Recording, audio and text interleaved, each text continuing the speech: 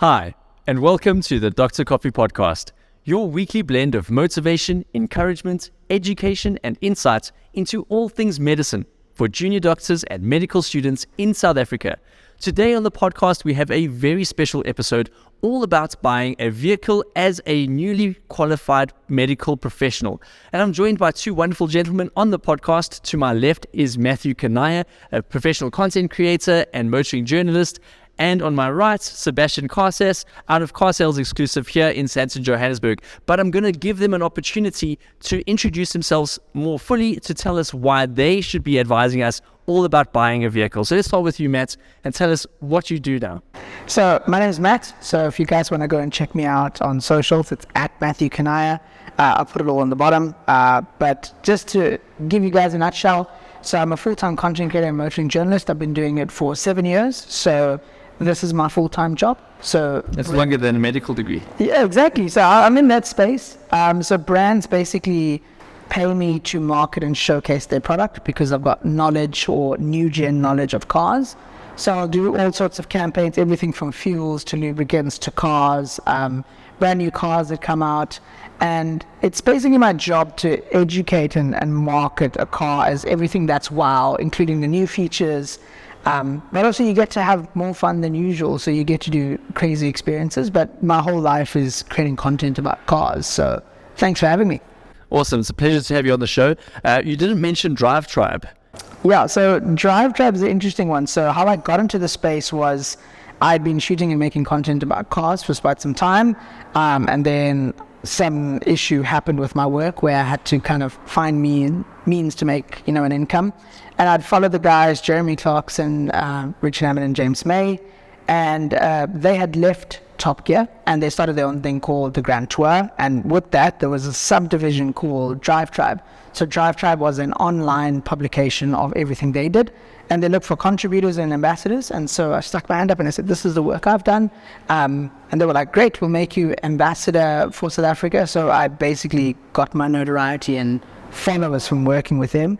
And it came full circle. So a couple months ago, I had the opportunity to interview Richard Hammond face-to-face. And I had some face-to-face with him. So it's really, to Jeremy and Richard and James, I've watched them growing up and they were my life like many other people would know them. But they made and shaped my career, but they also gave me a platform to make a living. So I basically owe my career to them. That's really cool. Wow. So today on the podcast, Matt is going to be giving us a lot more insights into what it's like to buy a new vehicle and what the market is like with new vehicles and what features you can look for.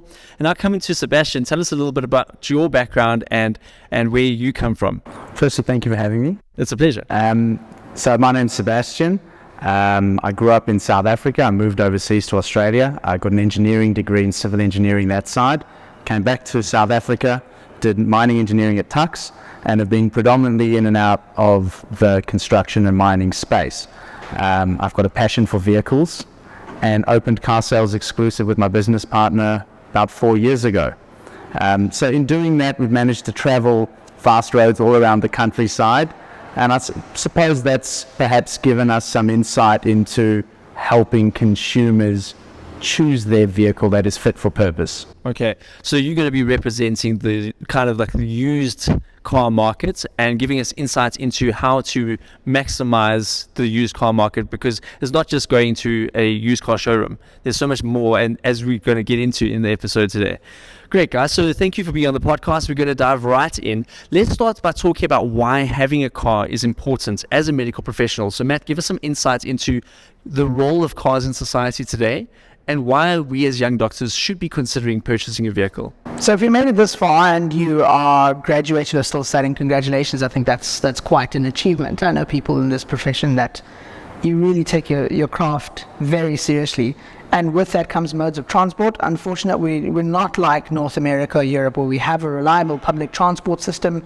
So taxis are a means of getting from place to place for some people. We've got the car-sharing bus, we've got e-hailing systems, but generally in South Africa, public transport's not as reliable. So a car is very, very vital if you're a South African. It's a way for you to get from seeing friends to a mall to anything like that. But even for studies, when you need to go to varsity, when you need to go to your first job, it's all very critical things that you need. So having a car is like one of the prerequisites. In fact, if you apply to any job, top of the CV says, do you have your own transport? And if you don't list that there, you're already like bottom of the pile. So no matter what it is, whatever car it may be, 4 wheels, 2 wheels, having transport's important. Yeah. And something that you may not know is that although universities typically provide transports to clinical sites, that transport can only leave at a certain time. And as doctors, we often start our day very early. So I'm thinking of, for example, on the VIT circuit, when you're training at Barra, Barra trauma rounds start sometimes 6 a.m. But the bus will only depart from VITS at 7. Oh, wow. So if you get to Barra at 7:30, you've already missed 1.5 hours of your training. Yeah. Because you don't have a vehicle. So a vehicle does give you that freedom, does give you more opportunity because you have those wheels. Coming to you, Sebastian, I want you to just build on what Matt said, give us some insights into the role of cars, more from maybe the emotive side and the personal side of how people approach vehicles. Look, from an emotive side, outside of your day-to-day workplace, where I think Matt touched on it really well, we need vehicles for us to have employment, and it's at the top of the list. But also we live in a beautiful country. There's lots of places to explore. Often the only way to get there is in a car. Yeah. Not only that, what's fantastic in particular about South Africa is if you live in Johannesburg and you're traveling to Cape Town, you can drive. To Durban, you can drive. And for some of the people who are more financially privileged, they'll put their vehicle on a carrier truck, send it to Cape Town. And fly down. They'll fly down and then they'll drive around. In their beautiful vehicle in Cape Town. Now, that's not always possible in other countries, particularly in countries where the distances are much more vast. So in South Africa, we've got a lot of reasons why we should own a motor vehicle. Yeah, I think what I'm trying to get is that, people can balk at the idea of buying a vehicle just because of the price, especially as a newly qualified medical professional. You've never bought something that's that expensive before, and you can be questioning, what am I actually going to be buying? I've been catching the bus or I've been catching a taxi up to this point. So that's an encouragement to consumers that actually, although it is a liability in a sense, in a financial sense, it is also an investment. It's an investment in opportunities to travel. It's an investment in opportunities for employment. It's an investment in relationships because you can pull up and pick your dates up in your own vehicle. You don't have to take her in an Uber with the Uber driving, listening to your romantic conversations. Exactly. Right? So cars are important. Cars are emotive. Cars are individual, and they are as diverse and as various as people are. There are different styles, there's different tastes. So Matt, I'm going to ask you, if you're buying a new vehicle, what are some of the features that you can get in a new vehicle today? What are some of the highlights of buying a new vehicle in South Africa? And I'm going to ask you to just pick maybe 3 of your top features on your new vehicles at the present. So cars have changed so much. I think if you referred back to your parents and when they had cars, walking up to the vehicle, you'd have to stick the key in and turn it to unlock it. And then you have to faff for the immobilizer, or even so there wasn't that. So I think modern cars have keyless entry. That's a big one. Also for safety. I've noticed it being in a relationship now where when my girlfriend walks to the car, I've educated her that she looks for the keys when she's at the car and her head's down and she's not aware of like spatial surrounding. So keyless entry is quite nice for me because you can walk towards your car. And especially as a female in South Africa, you can make sure you unlock it and then you can open the door. So keyless entry is also great for that sort of instances. And the other things that make life easier, such as electric windows, instead of winding it down. These are all small things that we take for granted. And also multimedia interface. So you've got CarPlay and Android Auto. So as before, you used to tune the radio or you used to have to press the button and it's just AM, FM and a CD. Now you've got Bluetooth and CarPlay. So there's all sorts of modern features, push to start, all those things, seatbelt warnings. So cars are better today than they were 20 years ago, 10 years ago. And the shift is everything's become a lot more better and safer.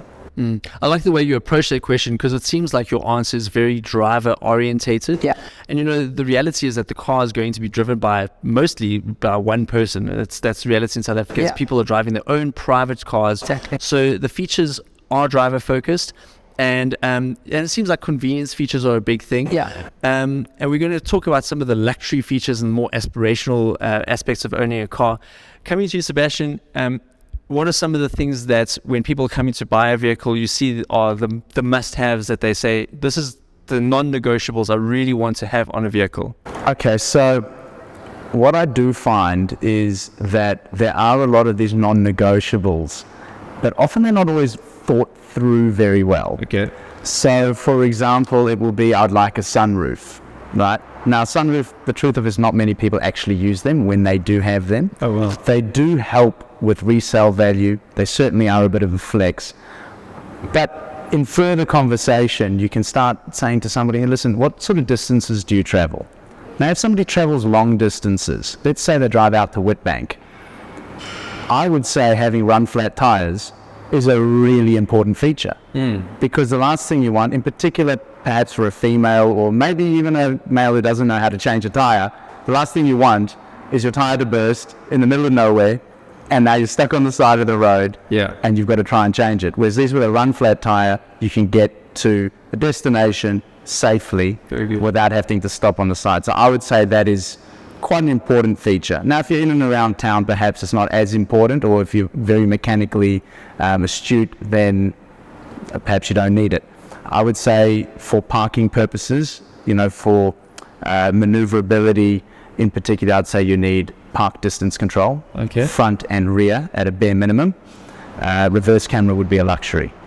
Okay, so you have the sensors and go beep, beep, beep, but then the luxury version of that would be the camera. Yes, and in fact some of the newer vehicles even have a 360 camera where on the screen it shows like a top view of the vehicle and you can actually see all the obstacles around you.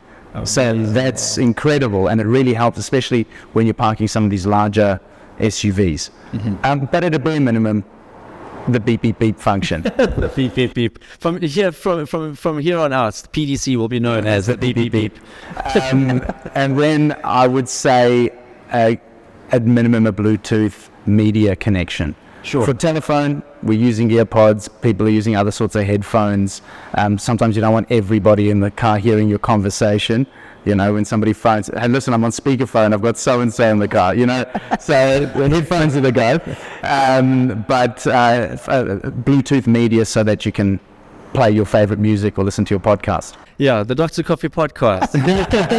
I was waiting for somebody to say, hey, you can listen to podcasts now in the car. Yeah. But what you were saying was really cool because I think between us, whereas I'm supposed to market a car and he's selling it, I always get asked advice on what car should I buy, what should I get, blah, blah, blah, blah. But I know people who will come to me and they'll say, I don't care what the car is, I don't care what the price is, it has to have, I know someone who wouldn't buy a car unless it had reverse camera and 360. Mostly because, again, modern versus old, there are people who can't really maneuver cars without that, and they struggle.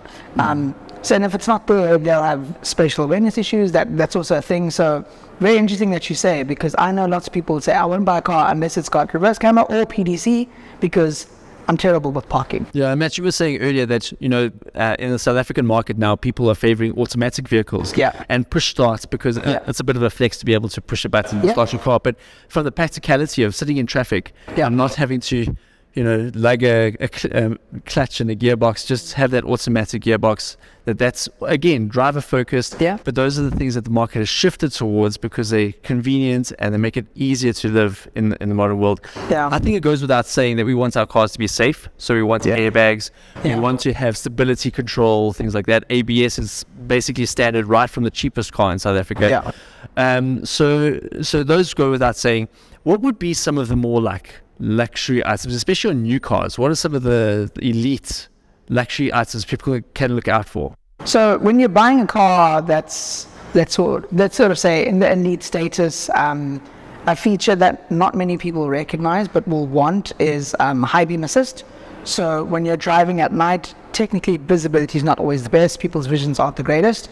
So what high beam assist is on generally new cars, you'll be driving in a very dark situation and it's got radars and sensors, and it'll predict that a certain depth is too dark. So it'll flash a bright beam. So in one case it's on and off, but on more expensive cars, you can have full brights without blinding the driver in front of you. So high beam assist is one of the really, really top elite features. The other things are built into the steering in the car, which is driver assistance. So you get stuff where there's a fatigue setting. So there's a car will flash with a warning, or the steering will vibrate, or it'll pop up and says you need a rest, and it detects when you're veering off, because it'll detect on the lines of the car that you're veering off from side to side. It'll tell you please take a break. So those are very useful, especially for the doctors and graduates watching. Post call. First time I've learned about these ridiculous times. I don't know how you guys do it, respect. But those are very useful features, because it knows when you're slouching off and it'll vibrate and say, hey, wake up. And it comes in tiers. So that was the second level. Third level is that now you get cars with, especially in BMW and Merc, where it notices that you got fatigue, and there's a certain setting in the car where it'll spray a certain perfume, let a certain amount of air inside, and it'll play music. There's got wake me, like there's setting in a BMW now where you've got a wake me up feature. It's got rejuvenate, re-energize. It's got its own sound system. The steering will massage you, all in the aid to wake up the driver. Stuff like that. But also, I just think safety. Cars have just become incredibly safe. So you've got pedestrian focus safety systems. So cars will now detect when a car brakes harshly in front of you, and it'll brake for you. So it's got brake assist. So I think those are the really great safety features, because one, I've been in situations where South Africans, firstly, they don't know how to drive in the rain, don't know how to use four-way stop, don't know how to use traffic lights when they're that's just, South Africans don't know what to do. It's chaos. So I've been saved in situations in cars where it's got brake assist and emergency lane keep, where a car just darted in front of me or braked, and I wouldn't have reacted it, and the car just did it for me. And one, saves me. Two, I don't have to make a phone call to the insurance to say, oopsie, my premium is going to go up now. And three, especially for you, Matt, because you're driving these cars on behalf of vehicles. You don't want to. You want to call the insurance and say, hey, listen, I've dented your GT3. Why? Because of the taxi. They'll be like, really? So those things, I like the fact that now cars have so much tech for the person in mind, but the more it actually happens to you in real time, the more you actually like, that was a great feature, I really like it. So you might tick it and be like, yeah, it's cool. Then something like that happens, you're like, sheesh, this actually saved my life, saved me from paying an excess, but protected my car. So I think those for me are like the killer features right now. I think that's a great answer, and it kind of builds to what I want to bring to you, Sebastian. You mentioned earlier that people come with a list of must-haves, and you see in the second-hand market there's certain things that people are drawn to in a vehicle. So let's speak about now the features that can hold value in a car, and the way that the market is dictated. You mentioned just off camera earlier that everyone wants an M Sports package. They don't want just the base model. They want to have the more aspirational versions of that same vehicle. So when somebody comes into the used car market, what are some of the highlights they can look forward to? And also thinking ahead, what's going to help them to hold the value on their vehicle?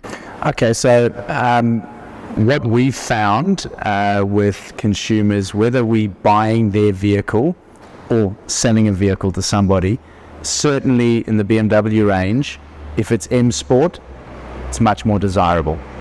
In the Mercedes range, AMG or AMG Kit, much more desirable.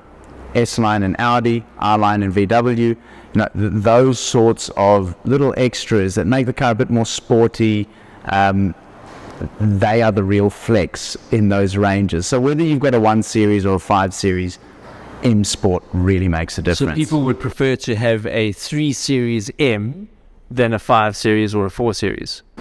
Typically, yes. What you also find is some of these M Sports, they have like variants. So there'll be something like the Shadow Edition. Now, that seems really cool in practice, or in theory, sorry, but in practice, it comes at a premium, but it doesn't retain that premium. That's a wise piece of advice for the listeners to be alert to. Does that mean that you would get a bargain in the second-hand market if you saw something like that? I would stick to bread and butter M Sport, because most dealers who are marketing a Shadow Edition are going to be selling it at a higher price. But in reality, you're actually getting an M Sport by a couple of little things, which, in my opinion, don't justify the premium. However, if it's something that you like, by all means, sure. Because it will be somebody who says they really want that piece of carbon fiber. Yeah, I mean, a lot of these things you can go put on yourself. In South Africa, we have great aftermarket products. Okay, well, Like phenomenal aftermarket products. Whether it's an entertainment system that's touchscreen, that's CarPlay, that your vehicle that's 2014 may not have, you can have that installed. so what you're saying is some of the features that are on new vehicles, you can get fitted as aftermarket. You can get front camera, reverse camera. Beep. The beep beep beep, not so easy. Oh, really? But front camera and reverse camera, certainly.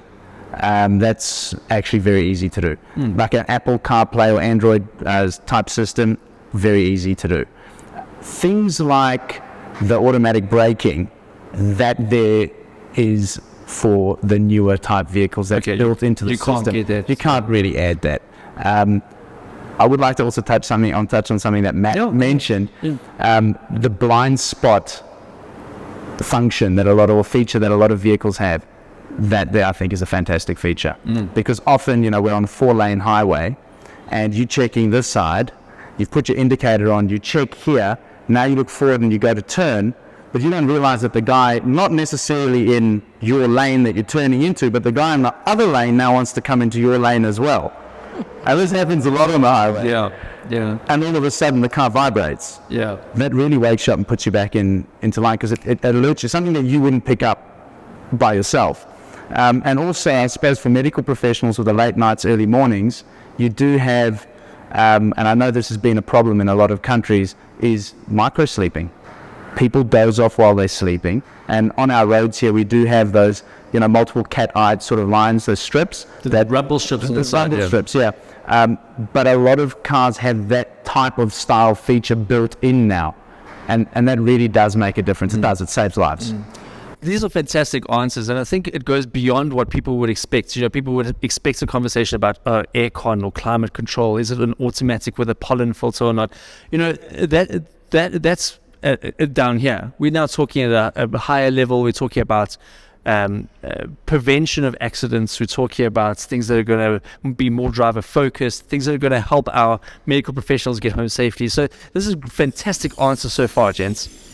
So the way I see it, in South Africa, there will be three types of medical students graduating as a doctor. So you will get some people who are privileged individuals who have been fortunate enough to have a very aspirational brand, a very luxurious vehicle during their medical school career.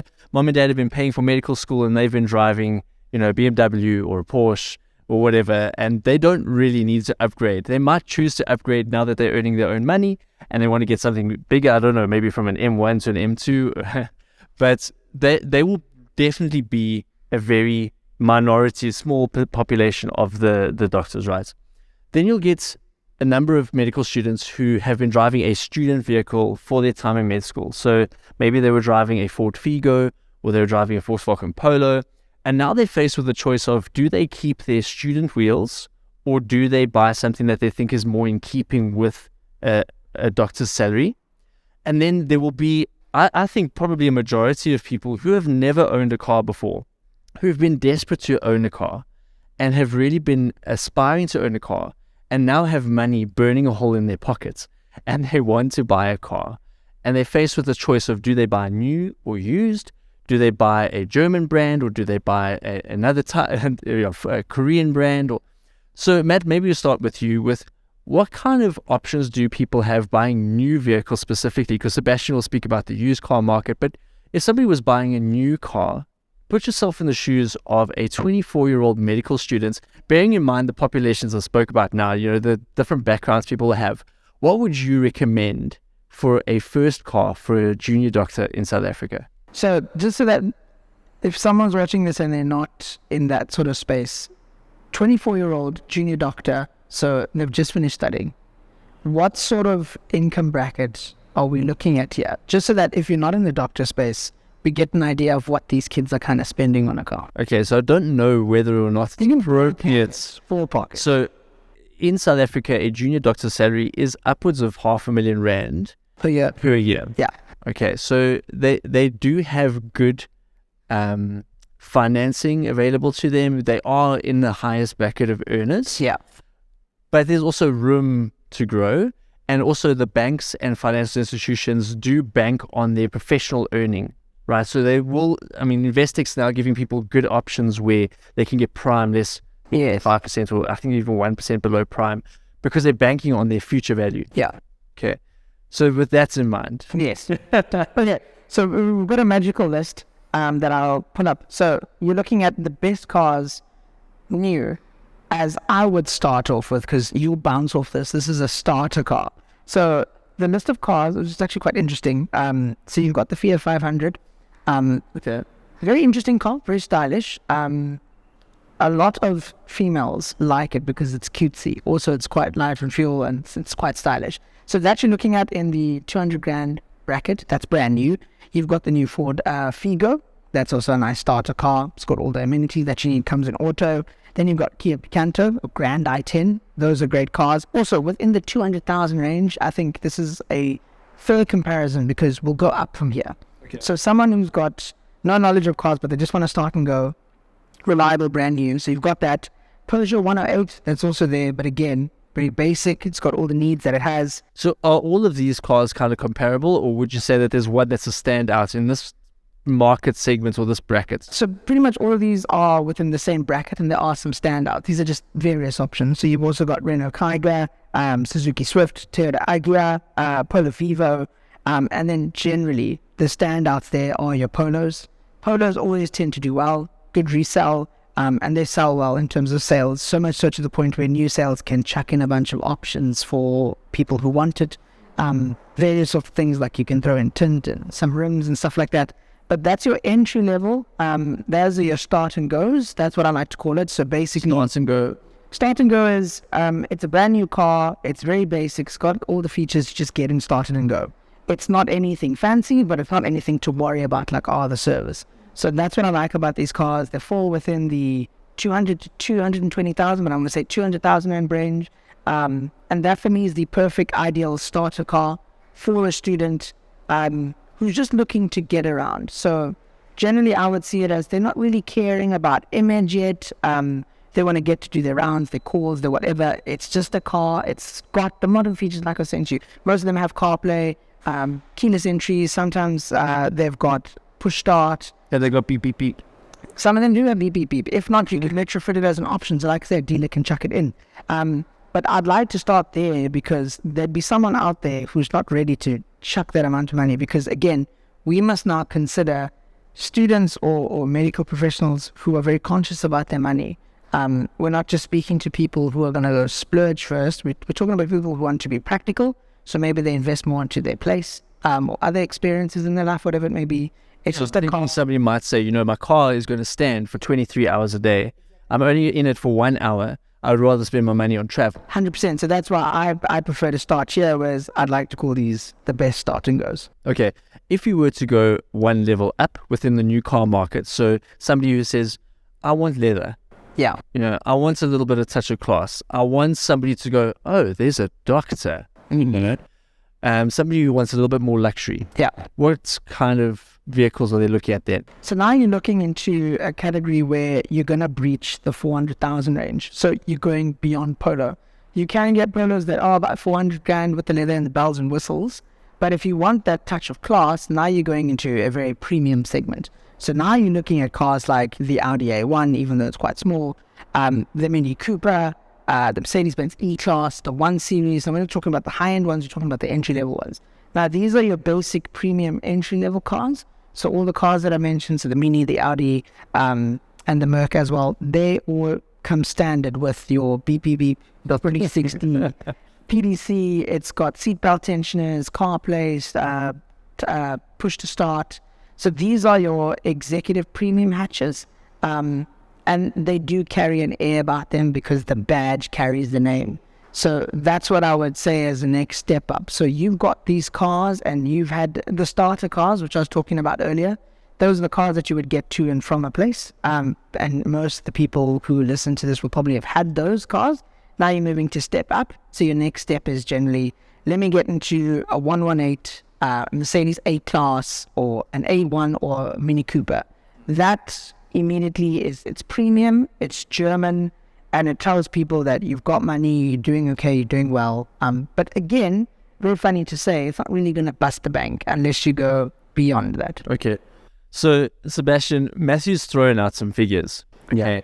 So, obviously, depending on the age of the vehicle and what features it comes with, that kind of money is going to buy you different things. But if you were somebody who was a newly qualified medical doctor and you were looking at that price point and saying, I can either buy a Hyundai i10 or I can buy, what were some of the options that could stand out to somebody in the used vehicle market? So just to, I suppose, put it all into context in terms of used and new, because remember with new vehicles, there's often manufacturer assist.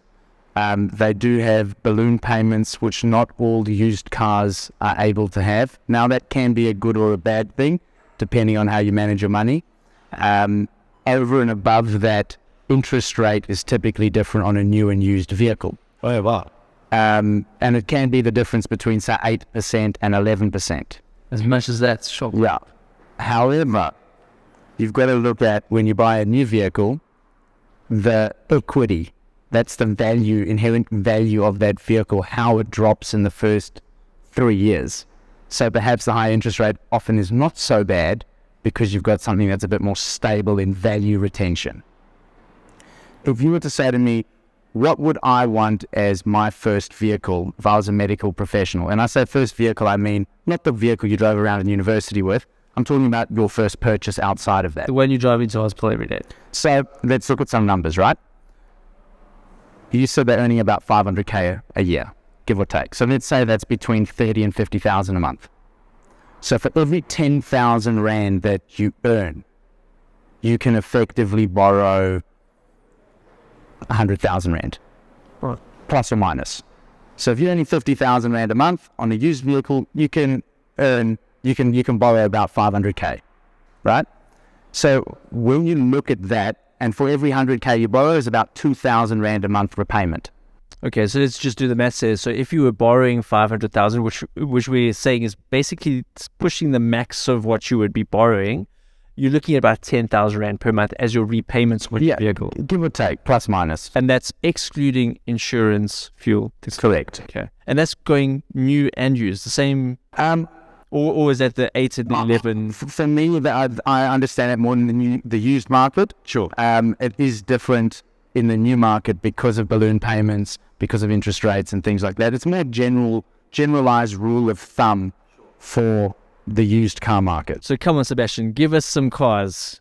For me, I would look at, let's start with the engine. Sure. Okay, because often the engine stays relatively consistent regardless of the model being 3 Series, 5 Series, A4, A5, however you want to look at it like that. So I think that the BMW 20D engine is a phenomenal engine. The Audi 2-litre turbo diesel engine, phenomenal. The 3-litre turbo diesel engine, phenomenal. I feel the same about the Merc 220D engine. Now, I do like the petrol engines as well. That's not to say I don't like them. I do like them, but I just think that those little diesel engines are very robust. The service intervals are further apart compared to the petrol engines. And on highway style driving, you're getting incredible economy. Example, I've been driving a little Audi A4, 3-litre turbo diesel. That thing's got punch. It's leather. It's got the PDC. It's got sunroof. And from Johannesburg to Pretoria, okay, it's a bit downhill. It is downhill. I'm little 4.6 litres to the 100 kilometres. But from Pretoria to Johannesburg, in a 3-litre V6 turbo diesel. Yeah. And let's just break the hearts of moms and dads here, because I always get this argument. Unfortunately, a manual car will use more fuel than an automatic. It's just how it is. The new gearboxes. Yeah, gearboxes. So we're talking about new cars here. We're not talking about old cars. Old first-speed gearboxes. Exactly. Different story. I've had parentals come and argue with me, and they'll say stuff like, cruise control uses more fuel than me using the throttle, and, I've got an automatic and it charges fuel. So in newer cars, the technology is so amazing. An automatic car with cruise control and if you're watching, you don't know what cruise control is. It's basically, in modern cars, there's no wire. It's fly-by-wire, so it's electronic. So basically, the engine and the computer talk to each other, and it can set a speed. So that matter if you go uphill or downhill, it maintains that speed and is more precise than your foot. You will get better consumption on a modern day car, especially on the twin Ds and the diesels particular, than on a manual car. Just so that we make that point very clear. 100%. I 100% agree with you. Those old automatics with the 4-speed gearboxes, 5-speed, now you're getting 7-speed, 8-speed. They'll pick the right gear for the load that's on the engine to give the most efficient output. So is this something that would be available on a Picanto, an i10, or is this something that's you're only getting when you're getting to like the A1s, that higher bracket that this So yeah, your starter cars don't generally have those kind of features. But when you come to the used car markets, there you must. Then you, same price. You can, yeah. If you go onto your premium hatch or premium car, those cars do have that option. To the point where a starter car, it's very funny to say, a starter car would be unfortunately 450,000 Rand or less. Sure. That would be your entry level Polo, your Swift, your Rio, your i20. Anything higher than that, it then becomes an option or standard. And that's something that we should reiterate, that these starter cars come with the basic features, and starter cars do come with auto, not exactly the best. But the basic features now, like you were saying, are things that were only options on the luxury cars 10, 15 years ago. You know, so things like keyless entry, Bluetooth, CarPlay, those 5 years ago were luxury items that now everyone and has. interestingly enough, something that for the viewers that might want to know this is that Mercedes-Benz were pretty much the standard for that. So if you understand the Mercedes hierarchy, there's the S-Class. So the S-Class was the top of the top, it was the top dog. And what would happen is the S-Class set the benchmark for technologies such as, it was one of the first cars to have cruise control and automatic headlights. So the radar, the radar cruise control. And what happened was, Merck's philosophy was, let's put the highest tech in the S, and then we'll trickle that down into the lower models. And brands generally caught on to that idea later. So the features that you see in an entry-level car, that 20 years ago was on the top spec car. So generally what you'll notice is that in the very, very uber fancy cars that we'll get to just now, those features will be in entry-level cars in about 5 or 10 years' time. If not, it'll be an optional, cheaper option, but it's generally will be standard. So coming back to Sebastian, so if somebody was coming to purchase a vehicle here at Car Sales Exclusive and they were mentioning the figures that Matt threw around, what kind of vehicles do you have in that range from like the 200 to 400,000 range, just to give a consumer or a medical doctor an idea of, you know, what they could get versus that new car? So we've got 320i M Sports, we've got 320d M Sport, 420i M Sport. These are all beautiful cars, and when you bought them new, they were 700,000 plus, some of these vehicles. I mean, if you just go and have a look at what a new Polo costs, you're talking about 600,000 Rand. For the Polo GTI. Yeah. And I believe the Golf GTI is closer to 800,000 Rand. Now, sitting behind us, you can see this C63S AMG. I mean, this is a brutal vehicle. I'm not suggesting that perhaps a medical professional wants it as their first vehicle, but it's a 2017. It's still in motor plan, and it's going for about 820,000 Rand. Wow. So when you look at bang for buck from new car to used car, when I say used car, talk 5 to 8 years old. Okay. You're really getting brilliant 3 Series, 5 Series, A4s, A5s. That's kind of the magic number, that bracket between 5 to 8 years. And if so, Probably. what's that? That was like where that technology shift came in, whereby now the benefits you're getting in a new car might be the lane assist or the that braking feature to help you, like those sorts of things, or the media system with a full screen in front of you. But I mean, because that's a very recent addition to the car. It is, and it's really a preference thing. Like, I think an A200 new one, you're looking at 700 grand. That's not AMG top of the line, anything like that. Now, for 700,000 Rand, if you said, hey, Sebastian, let's go shopping, I've got 700 grand, I'd say to you, what are you looking for? Do you want flex? Do you want power, speed? Do you want economy? What do you want? We can find you literally 5 or 6 years or even 3 to 4 year old vehicle that is taking you to that's catapulting you to that top sort of range of vehicle for that money. So as somebody who's not in the know about cars as much as you guys are, my first thoughts when we talk about new versus used is, the fear that comes with a used vehicle has possibly been driven through a pothole aggressively, has had somebody who maybe won't care for their vehicle the way I would want to care for my vehicle. Whereas a new vehicle, I know that every single kilometer that's on that odometer, I put on. Yeah. So question. What are some of the ways that a consumer can offset those fears with a used vehicle, and do they have options in South Africa? Well, just firstly on the pothole thing. Yeah. So you go buy the new vehicle because you think that it hasn't gone through a pothole. And often, most of the time, people don't want to drive through a pothole. It's a mistake. You could drive out of the showroom and drive through a pothole. So it kind of eliminates that, that fear. But to protect you in South Africa with a used vehicle, there's a lot of companies that offer third-party mechanical warranties. And depending on the age and mileage, there's different tiers.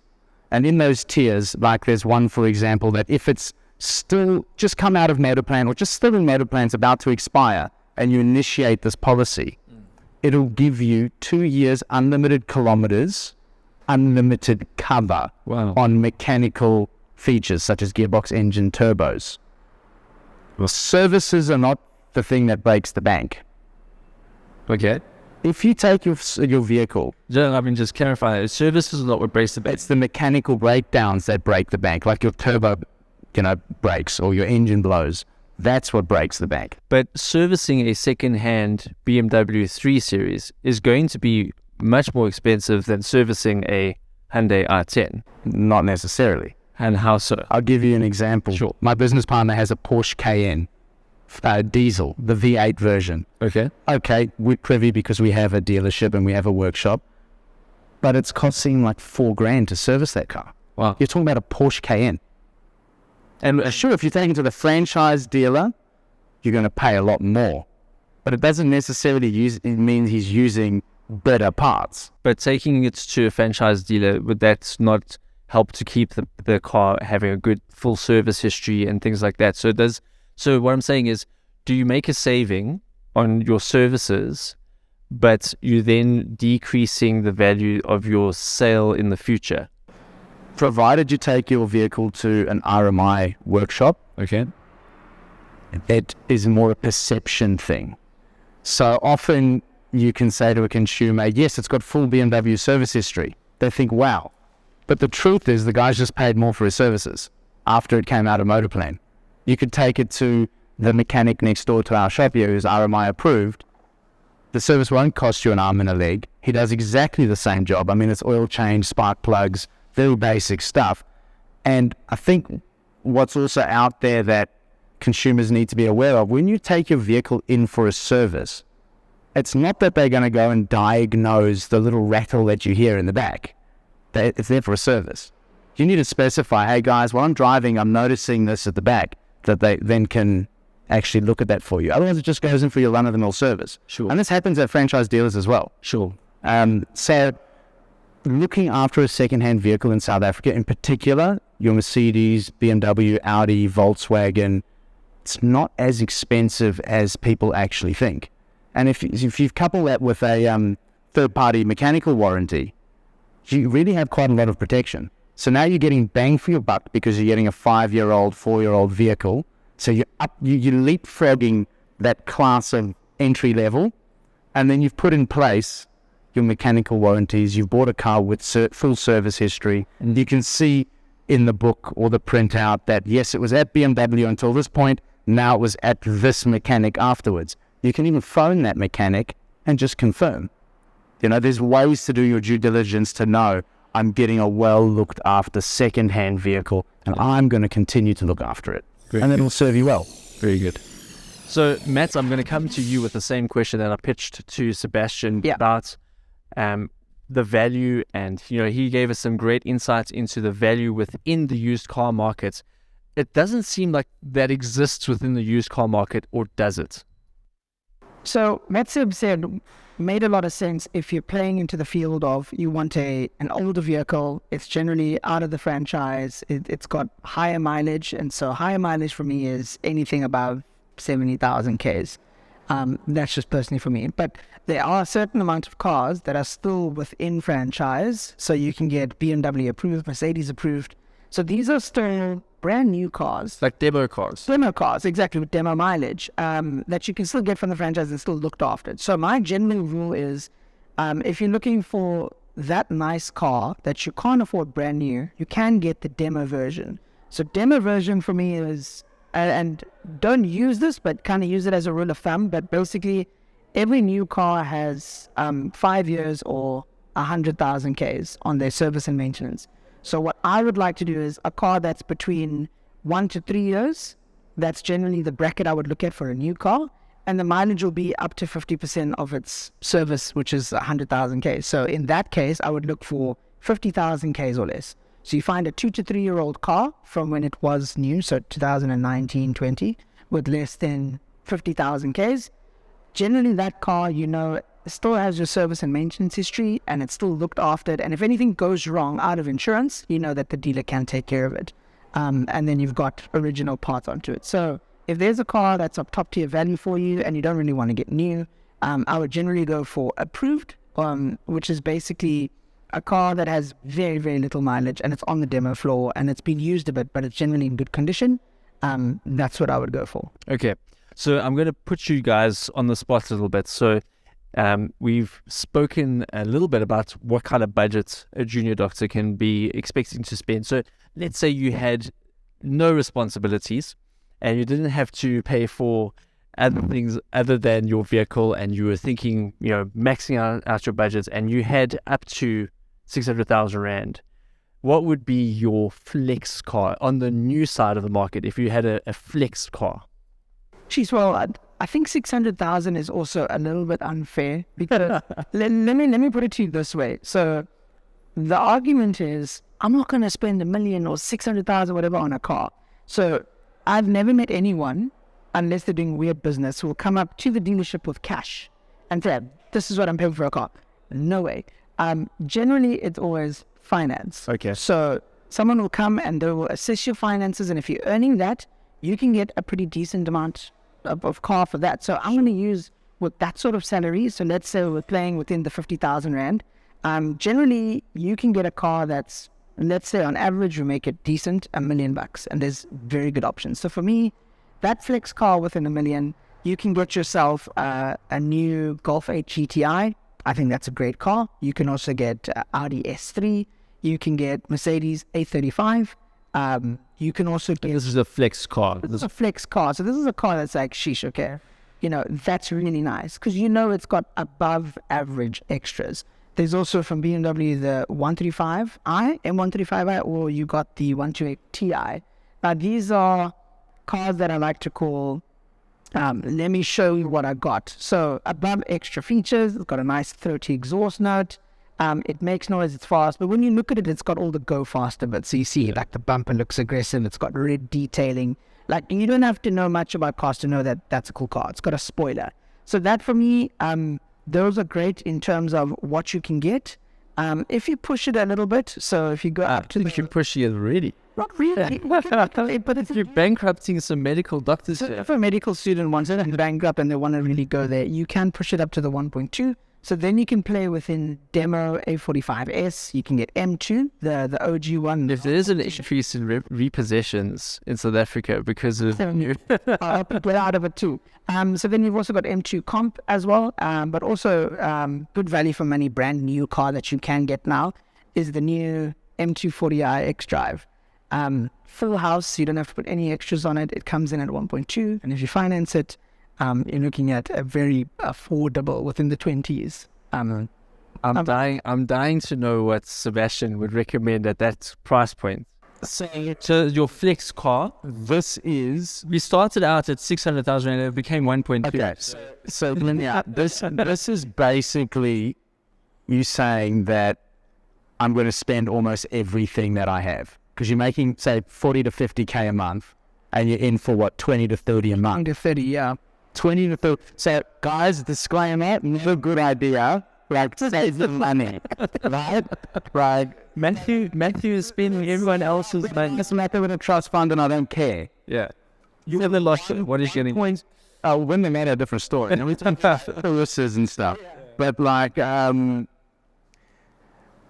million rand in a used car market between 7 and 5 years old, you are getting an absolute savage of a vehicle. For your flex vehicle. So a flex vehicle. And I don't consider an M2 as a savage of a vehicle. Okay. Like, it's a nice car. What's the savage? It's an incredible vehicle. But M2 doesn't really come with the same status as like an M6. I don't think. That's my personal preference. So you're saying that an M6 would fall into that 1 million rand price point at 5 years old? 6 years? Yeah. But that's what you're getting. But then you have to take into consideration that the costs of maintaining that M6 would be higher than the M2. Why? Because it's a larger edge. With what? It's not really like... I'm not scared of mileage, and I'm not scared of engine size. I actually think it's like a very big misconception and a way to drive a professional consumer into the new car market, because that is the biggest purchaser of new cars. So 2 junior doctors are both driving their flex vehicles out of Barra. One of them's in an M2 comp, one of them's in an M6. Who's going to win in the drag race? Look, I think the M6, if it's done up, will beat it. But who's going to go to the restaurant and everyone's going to think Van Oak's the boss? Who's the guy with with the check engine light? Definitely. Have some reputable dealing. Have your mechanical warranty in place. Make sure that the service history is there. It's well looked after. That's what you're going to get. So the risk is, though, when you're buying the M6, the risk is that you do have to do all of that due diligence, right? Because otherwise somebody could just slap a price tag on and say, boop, this is the market value. This is what There's some dodgy dealers out there. Like, you won't know. Like, one of the biggest things, and it particularly happens in South Africa, is you should be checking ownership history. Because often what happens here is you write off your car. I'm an insurance company. I pay you out for your vehicle. I take your vehicle. I don't scrap it. I don't mark it as a code 3. Keep it as a code 2. I sell it to a salvage yard. They'll fix it and it's back in the marketplace.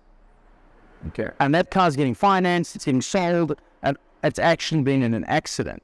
So when we buy our vehicles here, we check all of that to make sure it wasn't owned by an insurance company. Now, if you don't want to do any due diligence, if you don't want to be like an aware driver and you kind of just want to zone out and do your thing, then sure, all these great features on a new car, great. Do you know what I mean? Yeah. Guess a new car's fantastic because you're getting maintenance plan and all these things you don't have to think.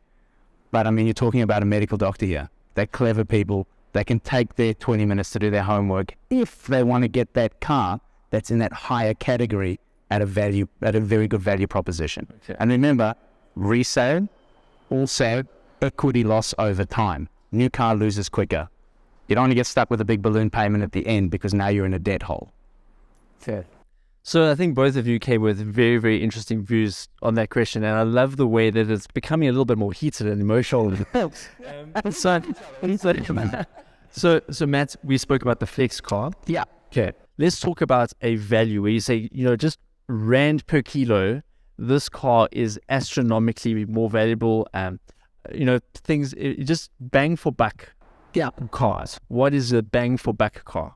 So if you're out there and you're looking for a car, just to give you context, so when you're purchasing a vehicle, I always say look for the market and look around you. So whether it's in your complex, your estate, wherever you may live, what are cars that people are generally driving in abundance when you go to the mall? Those are basically your staples. So if it's a Merc, Audi, BM, that's the sort of farm stable you should be stabbing in.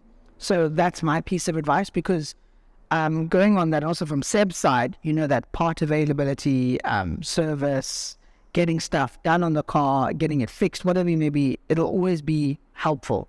Then further upon that, stables are always your best sellers.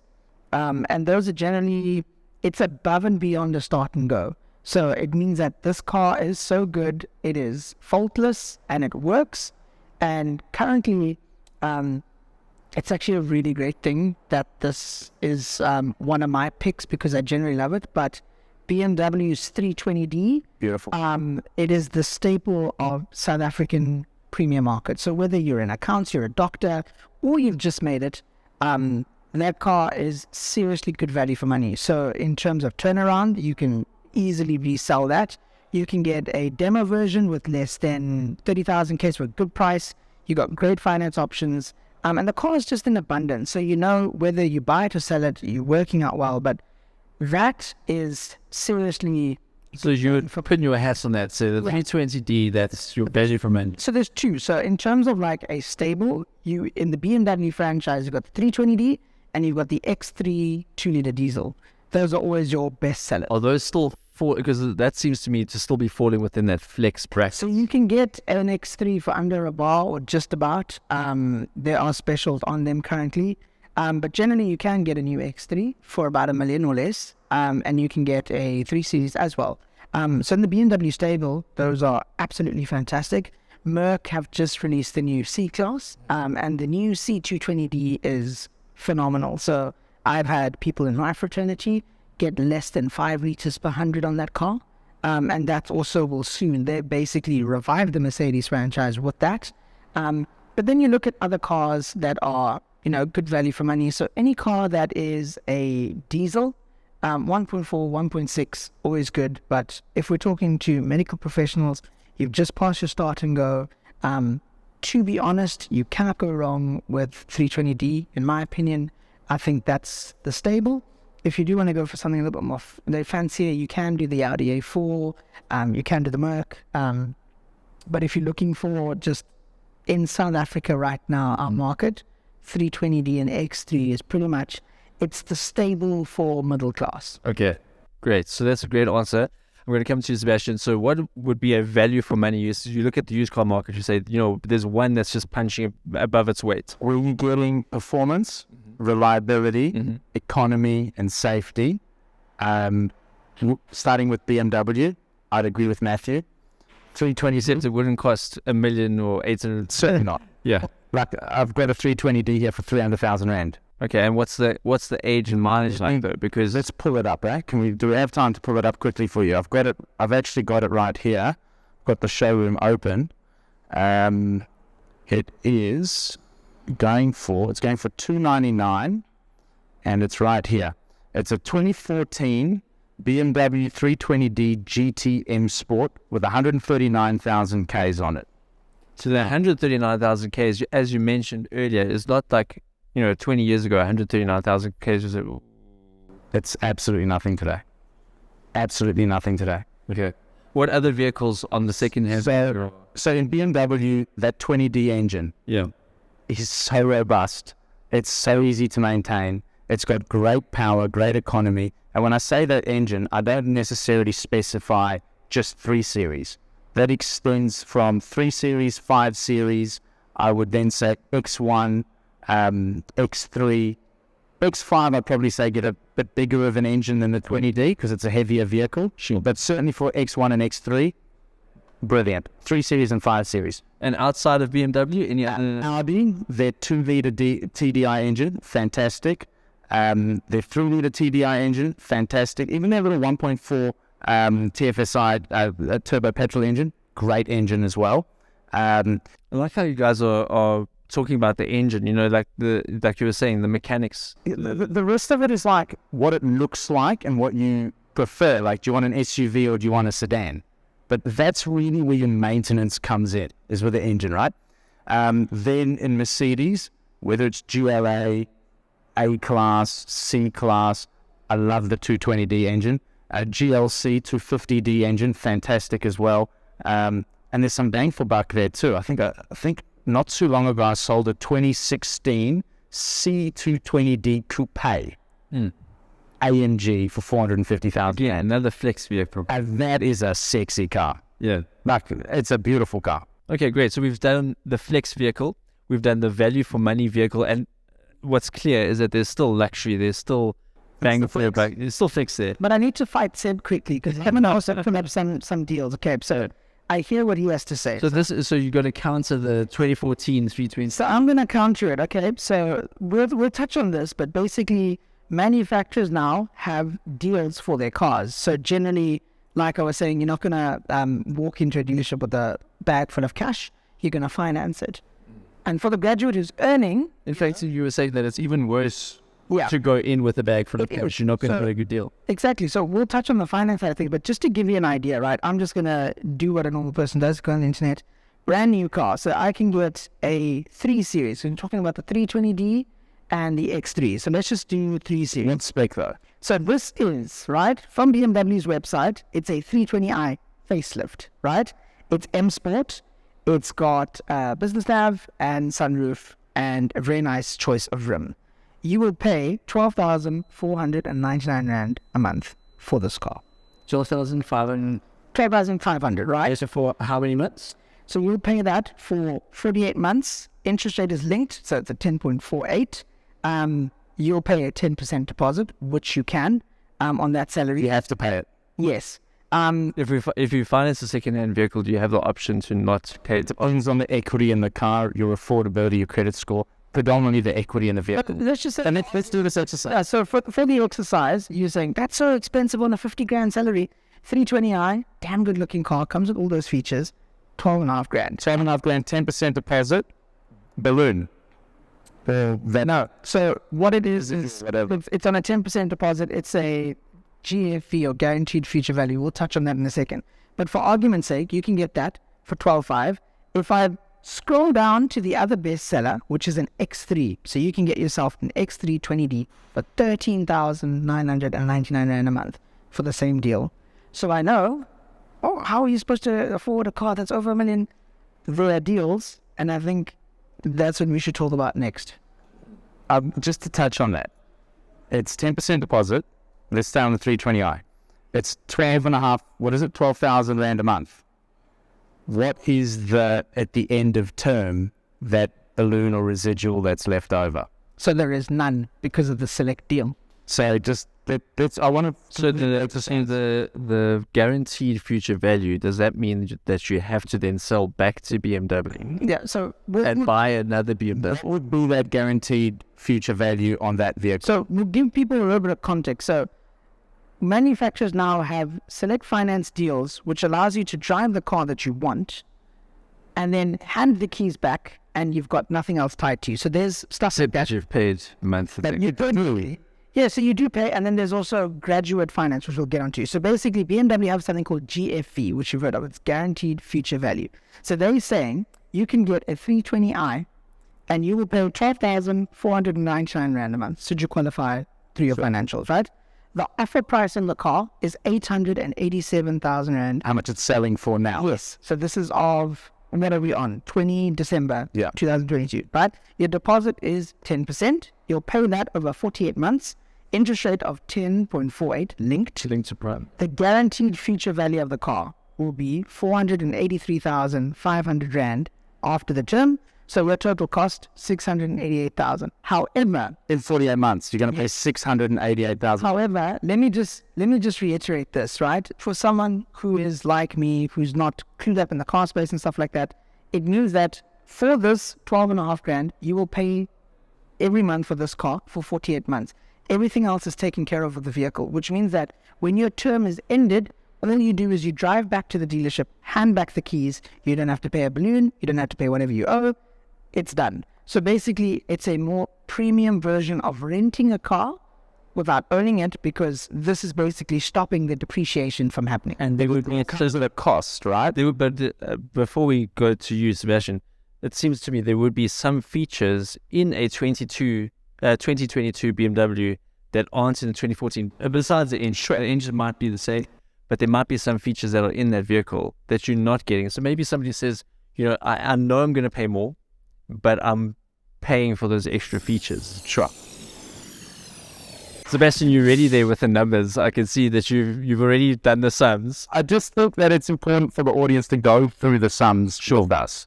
To compare the deals. So you compare the deals, and then what's your preference is what you're going to choose, right? But as long as you're aware of both options. So let's work on the 320i. purchase price is worth what, 820,000 rand, somewhere there. 880. 880,000 rand for the BMW 320i M Sport, new. Yeah, 2022. Yeah. So the repayment is So the repayment on this is 12,499 rand. 12,499 rand. Yeah. 12,499 rand over 48 months. 48 months, yeah. With 10% deposit.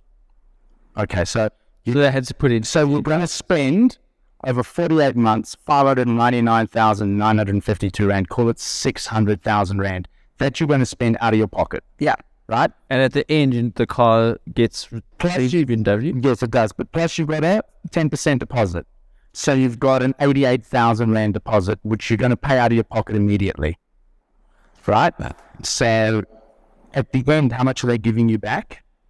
So at the end, your guaranteed future value on the car is 483,500. After 48 months. After 48 months, that's what the car will be worth. Okay, so you've paid 88 as well. That's staggering to me that the car is going to go from 880 to 480.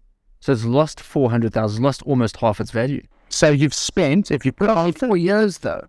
Well, if you've been driving it, right? if you've put 88,000 in and you've made your repayments, you're in at, say, 690,000 rand out of your pocket on an 888,000 rand car. Now, that car's not going to go to zero after 4 years. And you've spent 687,000 rand. You're getting back how much? 400? And 83,000. 483,000 because the car still has equity in it. Sure. So you've lost 204,000 rand over 4 years, Okay. but you've spent 690,000, right? So you got some of it back at the end. You got the 480,000 back. So an example, my 2014 320D, it's 300,000 rand. Give or take 2,000 rand per month for every 100,000 you spend. So we're about 6,000. We're about 6,000 rand a month. Okay. And you Paying deposit on this vehicle. Okay. Because the equity is right. because you said you financing within your earning. You're financing within your earning. The cars are not overpriced. Okay, new cars have got 100 like thin equity in them. Sure. So banks do favour financing those vehicles. That's also Hence the residential rates, right? hence the rates and all those sorts of. Plus, they've got deals because of volume and things like that. Okay, I understand. So 6,000 rand a month over 48 months. 48 months.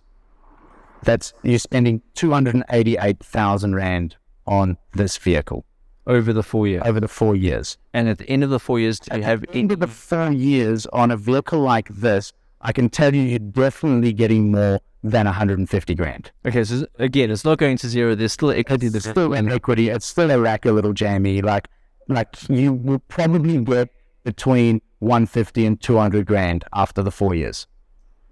So that's going to cost you. So it's going to cost you 100,000 rand loss. Okay. This one's costing you about 200,000 rand in loss. Okay. Okay, yes, it's a new car. Yes, it's a completely different category because of the age. So in summary, as the objective kind of intermediary between the two of you, bringing these two different viewpoints, it comes down to you are definitely going to make a loss because a vehicle is a depreciating asset. It's not going to gain value. But you need to be cognizant of the fact that a new vehicle is going to lose significantly more than an older vehicle in terms of losing its value. That's very true. So you mentioned something at the beginning where we spoke about, when you're starting to get your first paycheck and things like that, there's experiences you want to do. Perhaps you want to get your first house as well. There's all these other things that come along in life. Now, if a car is your only thing that you want and you're happy to live at home and do nothing else and this is your vibe, by all means, like you love the thing, you do what you love, right? But if you want a nice car and you still want to have money for the other stuff, here I'm telling you, you're spending about 288,000 rand over 4 years. You're going to get back, let's go in the middle, at least 180,000. Out of your pocket, you've spent 288, you're getting 180 back, you've lost 108,000 rand. On this one, you've spent over 600,000 rand. So That's so much money you could have put into a house, you could have put into holidays, you could have bought stocks, built Bitcoin. So to swing back, You don't want to so to swing back towards the new vehicle conversation. So one way that a young doctor might say, I've heard everything that Sebastian say, I still want the new vehicle. We have the unique position where we can choose to live in doctor's quarters at the hospital, which means you're literally living at the hospital in like a bachelor flat. Yeah. So that's somebody who says, I'm prepared to only pay 1,000 Rand a month to live in a room in the hospital, but I'm going to drive a 220. Yeah, because look, what Seb said, he was talking about math and numbers. So I'm talking about majority of the people I speak to. So 18 to 35, that's within the doctor bracket, right? They've got 50 grand coming into them a month, right? What they're now doing is they saying, I'm not thinking about 200,000 in 5 years and depreciation this. What they're saying now, We're here for a good time, not for a long time. back to the first cars, start and go. So take that principle and apply it to a new graduate now. They've got this amount of money. They're not stupid. They're smart. They studied. So they're budgeting for things. So now if you can say, give me a brand new car, and mind you, Sanook does come with free insurance for a year, plus you get BMW on-call and you get roadside assist, which will help you for flat tires, punctures. It'll even drive you to safety, come with 10 liters of fuel if you're stuck, right? 24 hours a day, 365, no matter where you are in the country. So you pay, that's That's into your car. there's no such thing as a free lunch. So that's all built into that money that So you're it's built into that money, however. paying a subscription service to. Yeah, but if I'm a new graduate and I'm earning that amount, I'll say to myself, great, so I've got my phone out and I'm going to say, okay, make 50 grand a month. I'm going to minus 12.5 grand. That means, yay, I've got 37.5 grand to figure out insurance, fuel, and food. That's where modern kids and young adults are right now. Very few, and I'll say the 10%, so I'll swing to your side of it. The 10% are going to say, yeah, but I want a 3 to 4 year old car with this many Ks and I can work this and work this. That's the 10%ers. The rest are just going and saying, great, what offer do you have where I can pay this amount of money for a car? And then when I'm done with the select offers, I literally just take the car, give it back to the dealership, and I have the option of refinancing it to keep it. Or what I can do is I can get a brand new car because it's 48 months, 4 years. Within that rotation, there'll be a newer model or a facelift. And I can get into the newer car for paying the exact same amount a month. And they're not thinking about depreciation because this is the whole thing. Finance is there to help people because To facilitate to help them. and indulge people in lifestyle they actually can't afford. It doesn't prepare them for the future. So you said those are the 10%ers, right? Yeah. Well, in 20 years' time, regardless of being a professional or not being a professional, who are the people who are wealthy? Is it money for not? Yeah. And worse, it's on. So in 10 to 20 years' time, regardless of whether you're a doctor, an engineer, or a business owner, who are the people who own houses, send their kids to private schools, and afford their kids perhaps the same opportunity as you got to become a doctor, because it's not cheap to get there, are those 10%ers. Because they're thinking about these things. They're not thinking about, well, I'm getting a fancy new car now. So what I'm saying is, and I have to be fair, I didn't include insurance. The mechanical warranty is 13,350, but that lasts for 2 years. So there are these little costs, but they don't add up to the same amount. You're not spending 600,000 Rand in 4 years. It's significantly less. So it comes down to what you want. Yeah. And it also comes down to, where do you see yourself in 5 years' time? Do you still want to lack a car to get around, still have a bit of a flex, but do you want to be able to build yourself so that in 10 years' time you perhaps can own a house? Or do you want to just keep renting to own everything? Or in 10 years' time, will you not earn more as a doctor? Or will your salary stay the same? Well, there's a good stat that we spoke about earlier. I don't know if you can share it, about doctors after 3-4 years. Yeah. So before we began the podcast, I spoke about how for the first 3 years of your career, once you actually do have a post, because not everyone's guaranteed a post straight away, but when you do start working, you basically work for the government for 3 years. And that's a fairly protected position because you have employment for 3 years. You know, with COVID, we've seen how desperate people can get when their job that they thought was so stable has been taken away from them from circumstances well beyond their control. It had nothing to do with their skill or how well they did their job. The world just moved into a different phase. So doctors, for the first 3 years, you're in internship and you're in ComServe and you're earning well, but about half of the doctors who finish community service face some period of unemployment. And that period of uncertainty and unemployment can be anything from 1 month to a whole 3 years, where they're not really getting the same opportunities to move from the government service into the private sector. It's highly competitive and you're not getting guaranteed hours. So somebody who was earning a ComServe salary where they were getting paid because they were at the hospital all the time might only be able to work now 20 hours per week as a casualty MO. So something that junior doctors do have to take into consideration is they're not necessarily able to predict 5 years into the future. That applies to an intern, it applies to a registrar, it applies to every level. So to touch on that, it's not that I'm actually opposed to what Matthew's saying. I'm not opposed to it. No, I think you guys have been very, very good natured about it. Timing is everything. And when there's uncertainty of future between a 0 and 5 year period, and you still want a nice car because you deserve it and all these things, I think that the time perhaps is not right to indulge in a 880,000 Rand commitment that's going to cost you 600 grand over 4 years. And that's typically That's my mentality. Yeah, that's typically how long people finance a vehicle for. 4, 5, 6 years. That's typically how long you finance a vehicle. Imagine you finish after 3 years and you don't have that guaranteed employment.